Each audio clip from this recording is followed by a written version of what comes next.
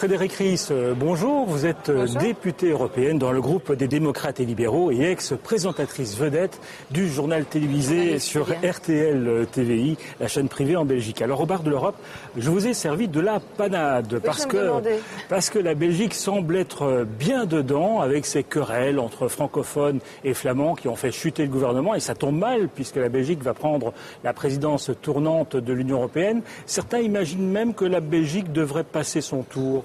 Non, ça n'a pas de raison d'être. D'abord, il y a des précédents. Je veux dire, les Danois, les Italiens nous ont également précédés dans ce cas de figure.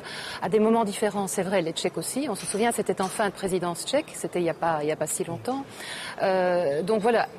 Ici, on commencerait éventuellement avec, et probablement d'ailleurs, moi j'ai pas de boule de cristal ici, je l'ai oublié, mais avec un gouvernement en affaires courantes, j'imagine. Je pense que ça ne s'est jamais vu dans l'histoire de la Belgique. J'ai pas ce recul, mais qu'on réussisse a fortiori dans ce contexte-ci, à former un gouvernement en moins de 15 jours.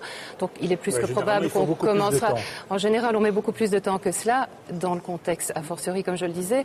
Donc c'est un petit peu particulier, on va commencer comme ça. Mais je dirais que c'est surtout au niveau symbolique que c'est pénalisant. C'est vrai que ça a quelque chose, moi je trouve que ça a quelque chose du crève-cœur qui est tellement antinomique avec l'histoire même et le mouvement même de l'intégration européenne, ce qui se passe et toutes ces formes centrifuges qui sont à l'œuvre dans notre pays. C'est tellement contraire à l'histoire de l'Europe par rapport à ces nationalismes échevelés que c'est difficile à expliquer et qu'on est tous ici, chacun d'entre nous, les Belges, les 22 Belges, enfin j'enlève les trois du Belagne, mais avec notre bâton de pèlerin en train d'expliquer à nos collègues qu'on est désolé de l'exemple tellement anti-européen qu'on est en train ici d'infliger aux autres, mais que ça va fonctionner, c'est clair. Vous avez interpellé Herman Van Rompuy, le président de l'Union européenne, pour lui demander de condamner le fait qu'en Belgique, certains droits des francophones, de la minorité francophone, sont bafoués. Alors comment vous expliqueriez ça à quelqu'un qui n'est pas belge? Les francophones ne sont quand même pas torturés par les Flamands. Ils ne sont pas torturés, mais on a dans notre nouveau traité qui inclut, on le sait, alors je ne vais pas rentrer trop dans le jargon et dans la cuisine, mais dans la cuisine européenne, je veux dire, on a inclus la Charte des droits fondamentaux qui comporte certains articles très précis sur la lutte contre toutes les discriminations, bien entendu raciales, religieuses, ethniques et linguistiques aussi. Et je voudrais juste préciser que je ne suis pas tout à fait naïve en écrivant avec Bernard Clairfailly au président au nouvellement installé président du Conseil européen. On sait très bien qui c'est. Ce n'est pas un eunuque politique. Il vient d'où il vient. Mais simplement, je m'adresse à lui dans la nouvelle fonction qui est la sienne. Et s'il n'est pas, comme l'est la Commission, le garant de la lettre des traités, il doit en tous les cas en illustrer l'esprit. Et ce qui se passe ici, dans certaines situations, est fondamentalement contraire à l'esprit des traités européens. Alors, je vous arrête, Frédérique Ries, parce que vous le voyez, il y a de la neige qui apparaît. Un peu bavarde, oui. Et derrière cette neige, quelqu'un qui va vous poser une question. Regarde. Bonjour, je suis Marcel Sell, je tiens un blog politique et j'ai écrit un livre qui s'appelle Wallenbuiten, qui explique la crise belge. Alors, cher Frédérique Ries, je suis absolument ravi que vous interpelliez Herman Van Rompuy sur les discriminations envers les francophones en Flandre. Et détail piquant, le parti de Van Rompuy s'est engagé par écrit à ne ratifier la charte des minorités sous aucun prétexte. Alors en Belgique, les minorités, c'est les francophones, mais si ce n'était pas la Belgique, eh bien ce seraient les Turcs ou les Tziganes, etc. Alors la question que je voudrais vous poser, c'est est-ce que l'Europe n'est pas un petit peu légère quand elle se choisit un nouveau président? Merci. Un petit peu légère. Je pense que c'est plus profond que ça et ce n'est pas que la question du nouveau président. Ça vaut pour toutes les nominations à des grades, je vais dire, très importants, que ce soit le président de la Commission, que ce soit le nouveau président du Conseil, que ce soit Madame Ashton. J'ai pas envie d'en rajouter par rapport à tout ce qui a été dit, mais c'est vrai et ça a été très flagrant pendant la campagne européenne l'année dernière quand on nous disait, et la campagne aussi pour la présidence de Monsieur Barroso, on veut un nouveau Jacques Delors par exemple. On vit dans une époque et dans une Europe qui a fondamentalement changé et fondamentalement évolué.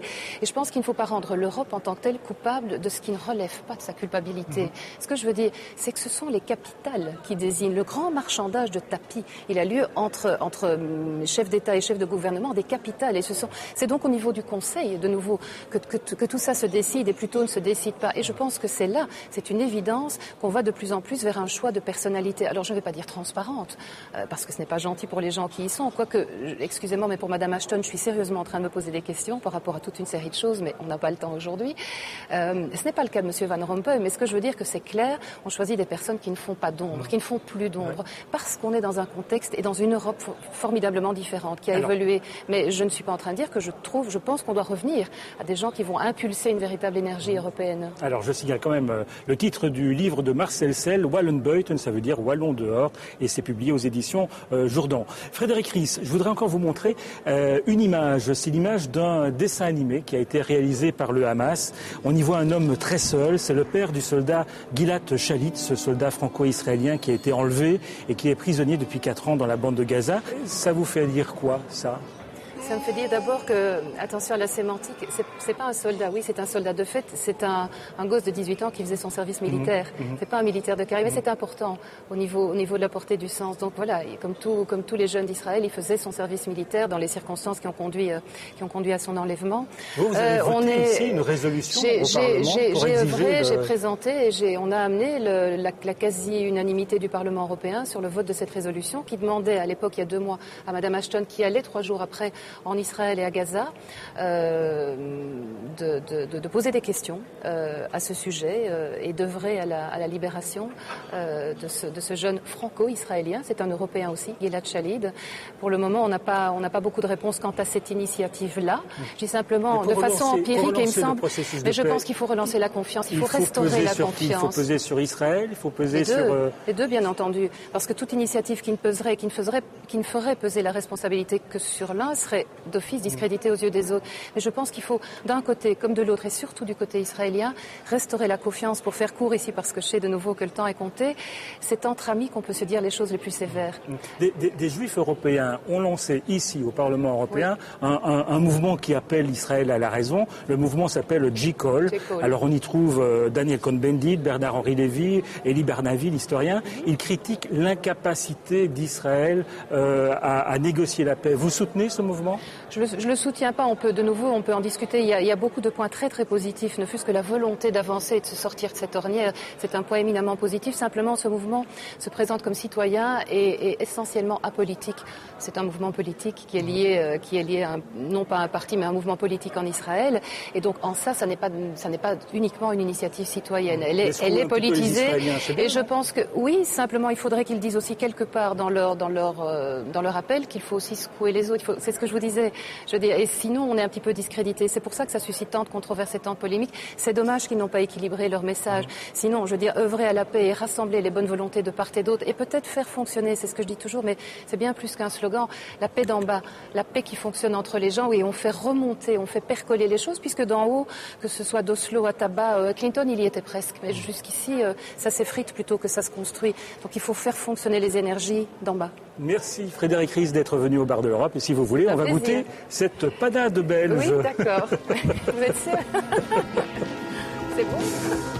Moi, j'aime la panade, banane, orange.